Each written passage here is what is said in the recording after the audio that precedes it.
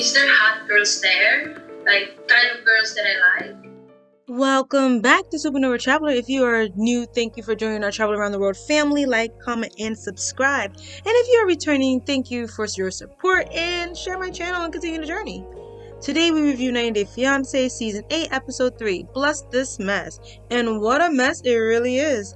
Let us start with Brandon and Julia. Brandon and Julia are having parent issues. Let's just admit this now. This season is going to be all about Betty and Julia because Brandon is too weak to carry the weight of the relationship with either woman. This poor boy has no backbone whatsoever. They go and visit the monuments, and the mom makes fun that Julia takes a lot of pictures. Lack of funding.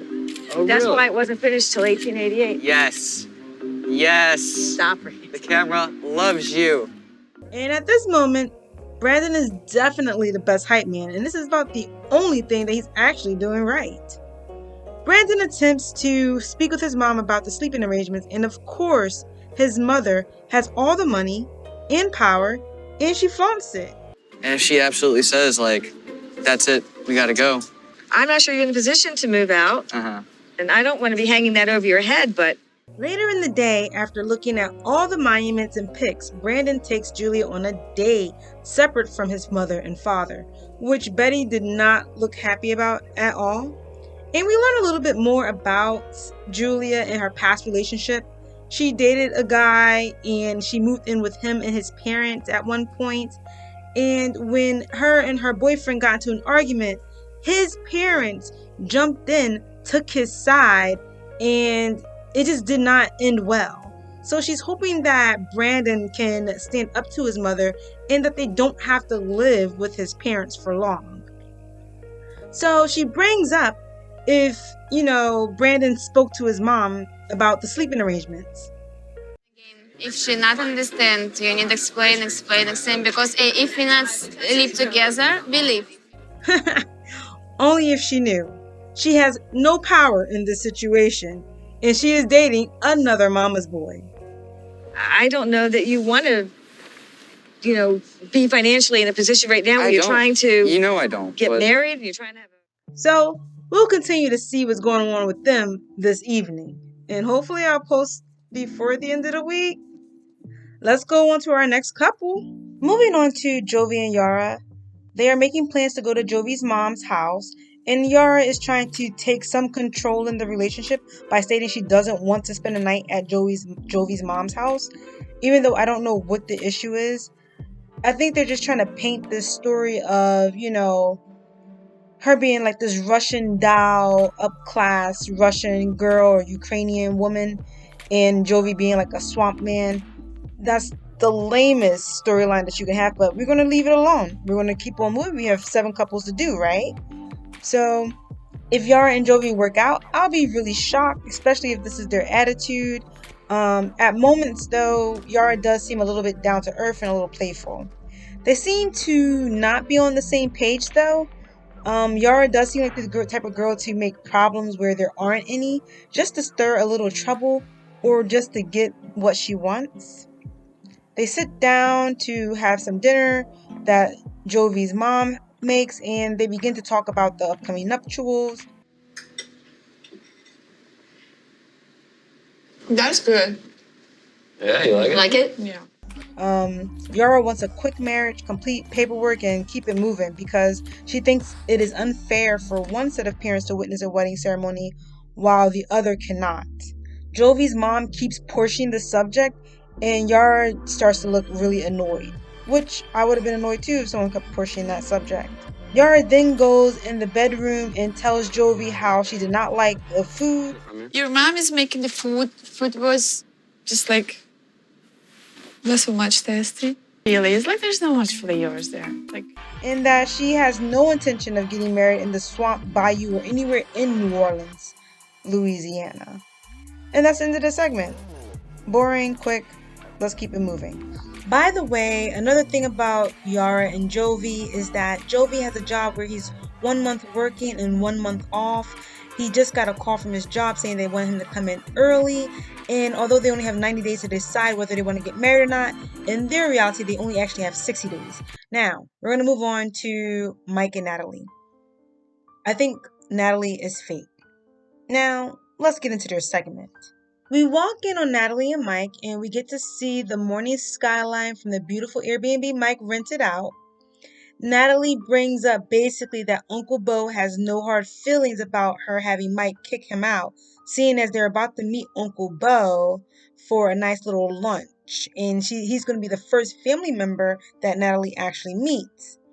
Then she kisses Mike like her cuteness is supposed to cover up that she's a crappy person who had Mike's uncle thrown out of a place he's been living in for years. Yo, Mike needs to run.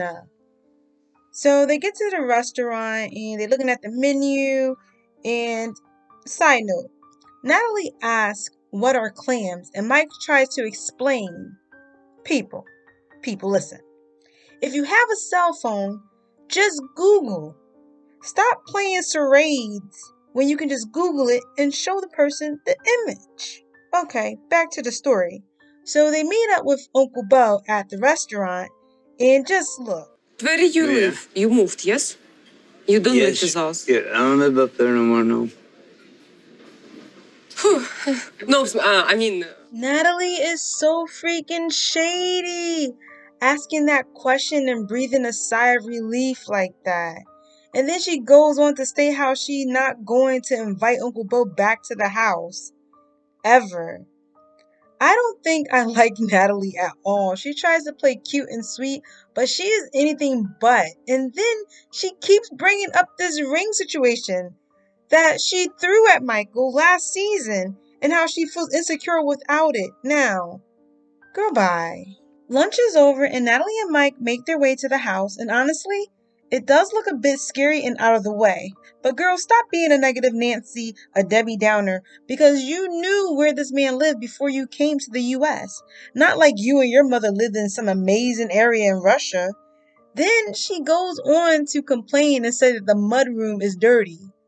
Woman, the word mud is in the name. Natalie is not happy about the house.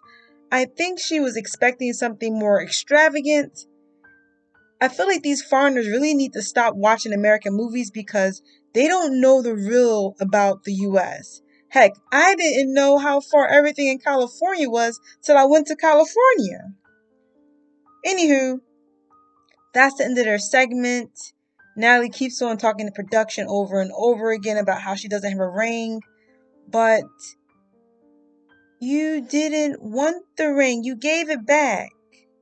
And now every time I look at her, she has like tears about to come out her eyes.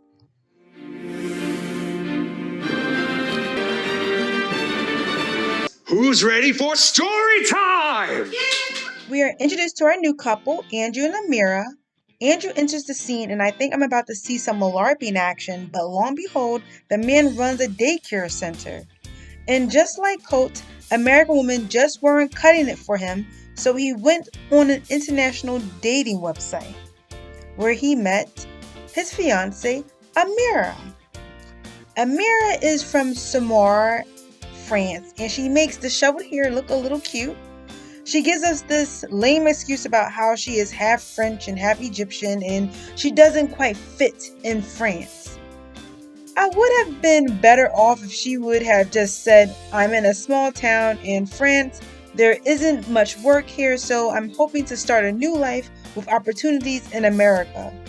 That would have been 10 times more believable. You are my bubble. Come to my house. Who's your bubble? After waiting almost a year, Amara's visa is approved during the COVID pandemic, and the US has placed a travel ban on anyone coming from the European Union. So Andrew hatches a plan to quarantine in Mexico and then enter the US. All of this is a chance because no one knows how the travel bans will change over time, day by day or week by week. And Amara risks exposure as well as possibly being sent back home to France. By the way, why no one tell her she had lipstick on her teeth? So before Andrew leaves for Mexico, he meets up with his sister and he brought her a baby shower gift, a beret. Like, I need Pampers, dude, not a beret. His sister admits that she doesn't see why they are together. My impression of her has kind of been that she's a little bit superficial. I have a hard time seeing what Andrew and her have in common. We then find out that Amara doesn't want children, which honestly should be a deal breaker in a relationship, but I guess he thinks he's going to figure this out in 90 days. During Amara and her father's conversation, we find out a bit that Andrew, the daycare worker, may be a little of an emotional blackmailer. We also find out that he has been supporting Amara financially. He has made her cry many times, and my concern with this relationship has become that Amara is too into hair and makeup and looking pretty that she is going to allow herself to be a kept woman, but to a man whose money comes with a controlling price. And honestly, this guy is shaped like Colt and has the same reasons for outsourcing to overseas dating as Colt. And I don't know if a daycare worker story is going to be a cover for his actual personality. Hazel dropped a bomb on me. She told me that she was bisexual. Hazel, having a girlfriend is going to be a part of our married life. We meet up with Tarik, and he is going to meet up with his friend so he can dress up like a powder blue blueberry to greet Hazel with at the airport when she arrives.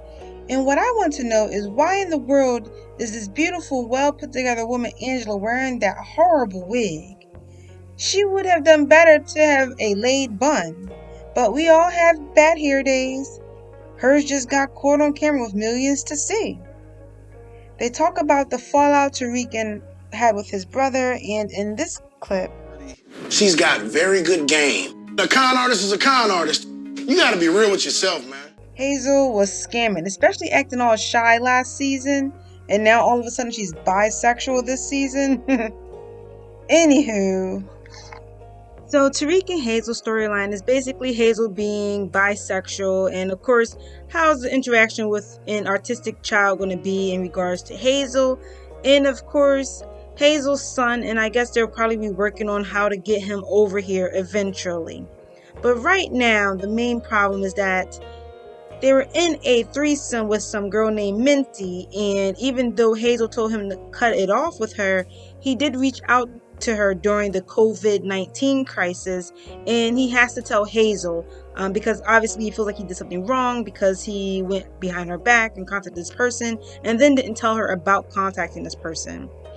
So Tarik and his baby blue suit make it to the airport and pick up Hazel, and immediately you can tell that Hazel is much more comfortable with Tarik, and it looks like the relationship has grown a bit.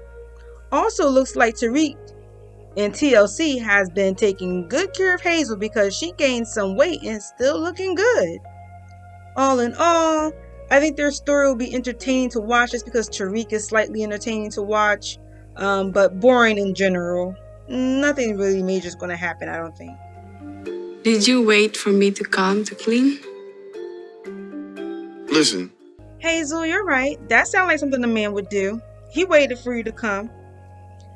Oh my goodness, everyone. It's the 3rd episode and we still haven't met the 7th couple.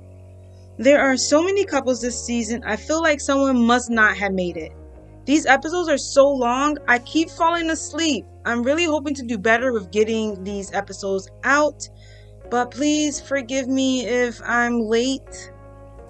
Please remember to like, comment, and subscribe to my channel. I really appreciate everyone for watching, and I'm going to get started on the episode 4 to get aired tonight.